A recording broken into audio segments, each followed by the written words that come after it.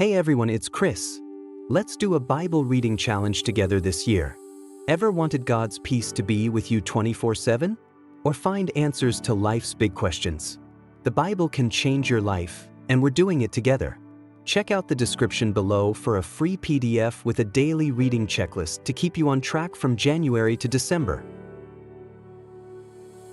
Let's keep going with Deuteronomy today, from chapters 15 to 17. Deuteronomy 15. At the end of every 7 years you must cancel debts. This is how it is to be done. Every creditor shall cancel any loan they have made to a fellow Israelite. They shall not require payment from anyone among their own people, because the Lord's time for canceling debts has been proclaimed. You may require payment from a foreigner, but you must cancel any debt your fellow Israelite owes you. However, there need be no poor people among you, for in the land the Lord your God is giving you to possess as your inheritance, He will richly bless you, if only you fully obey the Lord your God and are careful to follow all these commands I am giving you today. For the Lord your God will bless you as He has promised, and you will lend to many nations but will borrow from none. You will rule over many nations, but none will rule over you. If anyone is poor among your fellow Israelites in any of the towns of the land the Lord your God is giving you, do not be hard-hearted or tight-fisted toward them. Rather, be open-handed and freely lend them whatever they need. Be careful not to harbor this wicked thought. The 7th year, the year for canceling debts, is near, so that you do not show ill will toward the needy among your fellow Israelites and give them nothing. They may then appeal to the Lord against you, and you will be found guilty of sin. Give generously to them and do so without a grudging heart. Then because of this the Lord your God will bless you in all your work and in everything you put your hand to. There will always be poor people in the land. Therefore I command you to be open-handed toward your fellow Israelites who are poor and needy in your land. If any of your people, Hebrew men or women, sell themselves to you and serve you 6 years, in the 7th year you must let them go free. And when you release them, do not send them away empty-handed.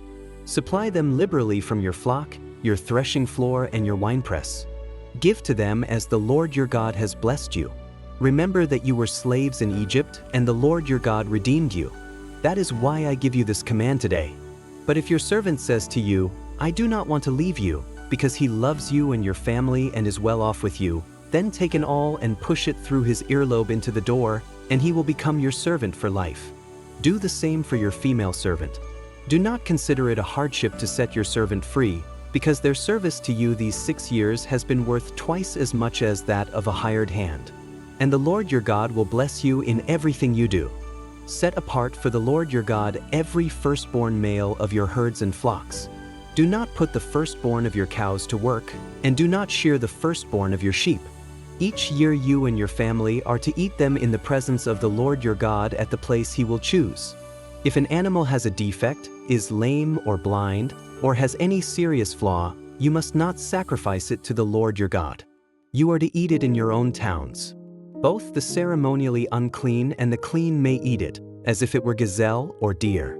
But you must not eat the blood, pour it out on the ground like water. Deuteronomy 16. Observe the month of Aviv and celebrate the Passover of the Lord your God, because in the month of Aviv He brought you out of Egypt by night.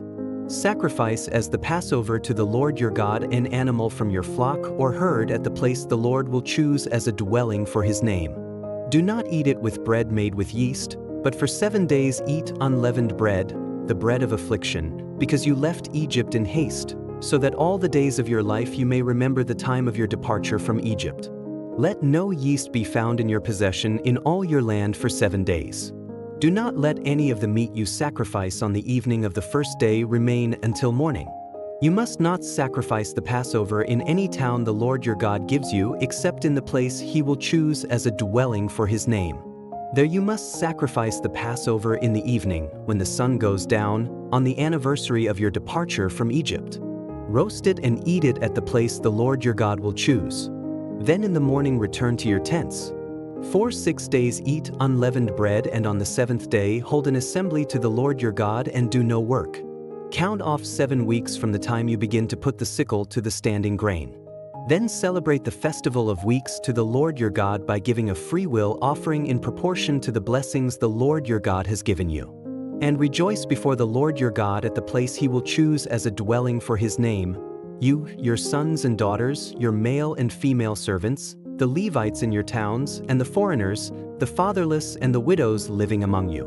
Remember that you were slaves in Egypt, and follow carefully these decrees. Celebrate the Festival of Tabernacles for 7 days after you have gathered the produce of your threshing floor and your winepress.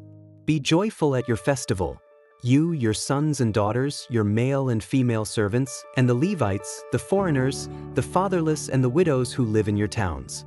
For 7 days celebrate the festival to the Lord your God at the place the Lord will choose. For the Lord your God will bless you in all your harvest and in all the work of your hands, and your joy will be complete.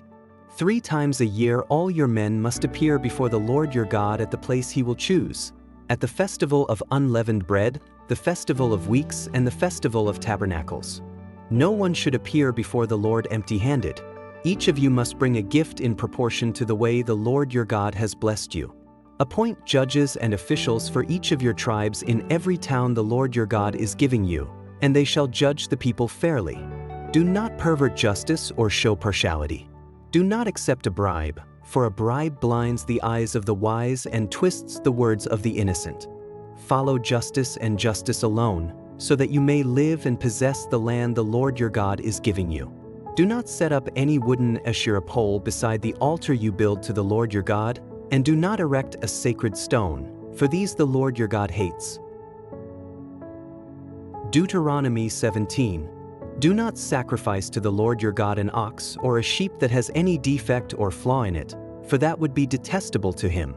If a man or woman living among you in one of the towns the Lord gives you is found doing evil in the eyes of the Lord your God in violation of his covenant, and contrary to my command has worshipped other gods, bowing down to them or to the sun or the moon or the stars in the sky, and this has been brought to your attention, then you must investigate it thoroughly.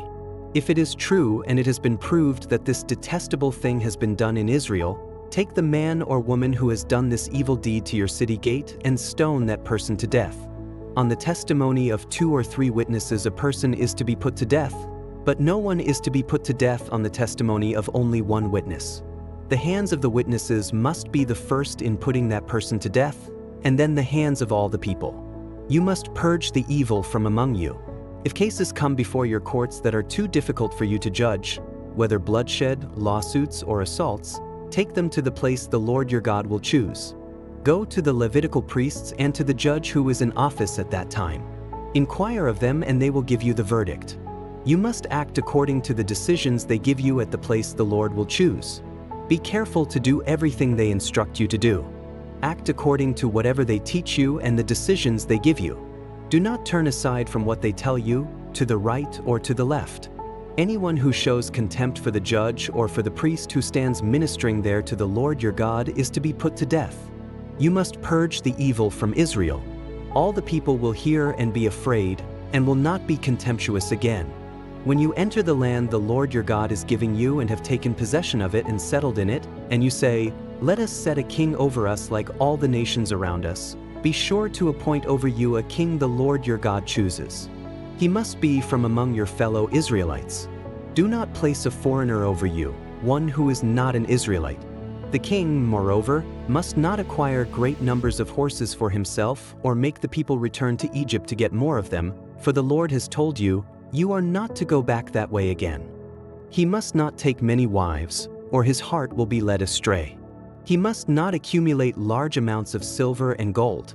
When he takes the throne of his kingdom, he is to write for himself on a scroll a copy of this law, taken from that of the Levitical priests. It is to be with him, and he is to read it all the days of his life so that he may learn to revere the Lord his God and follow carefully all the words of this law and these decrees and not consider himself better than his fellow Israelites and turn from the law to the right or to the left. Then he and his descendants will reign a long time over his kingdom in Israel. Ready to dive even deeper into the Bible? I've got a complete course for you to explore every book from cover to cover. Check out the link in the description. Share this journey with your loved ones. God's Word is for everyone.